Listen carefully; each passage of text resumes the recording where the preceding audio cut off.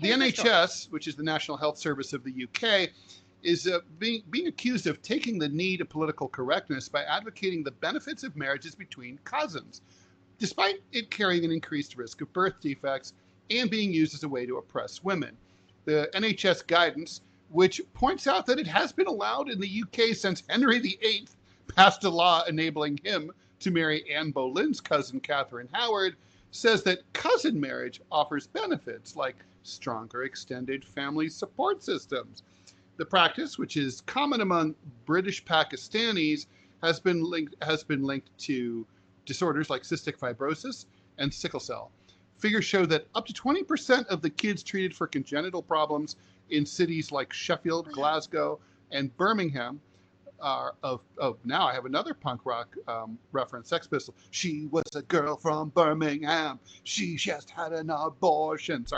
Are of Pakistani descent, compared with 4% or lower in the wider population, and treating those problems costs the NHS billions of pounds. The guidance, released by NHS England's Genomics Education Programme, argues that although first cousin marriage is linked to an increased likelihood of a child having a genetic condition or a congenital anomaly, there are many other factors that also increase this chance. So it's like whataboutism, like parental age, smoking, alcohol, assisted reproductive technologies, none of which are banned. It claims that intermarriage offers benefits, which include stronger extended family support systems and economic advantages. Resources, property, and inheritance can be consolidated rather than diluted across households, and that banning it would stigmatize certain communities and cultural traditions.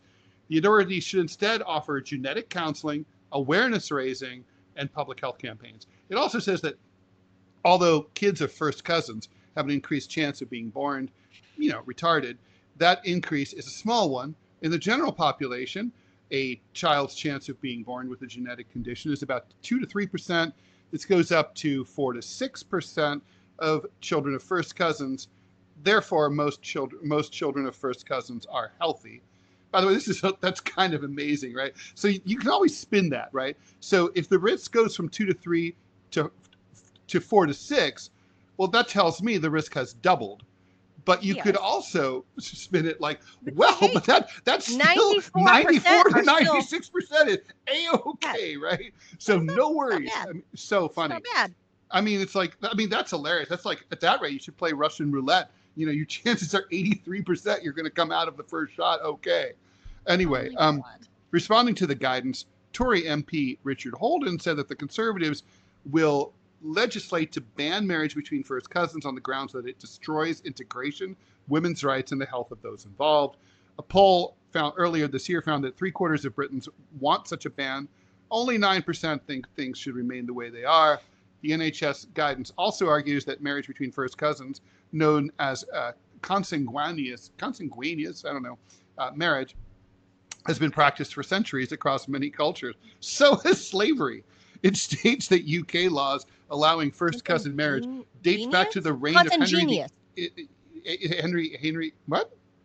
Consanguineous. I don't think that's right. I think it's because sanguine is the root here, right? So sanguineous, consanguineous. That's what it is. That's what it is. Genius.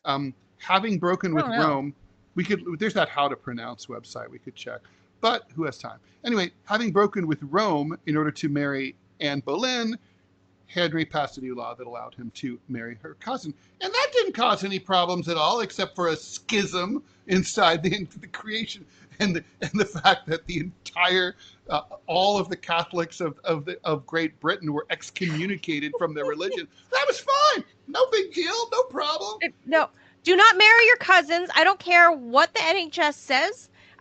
Do not bang your cousins. Do not procreate with your cousins. What if your cousin's cute, though?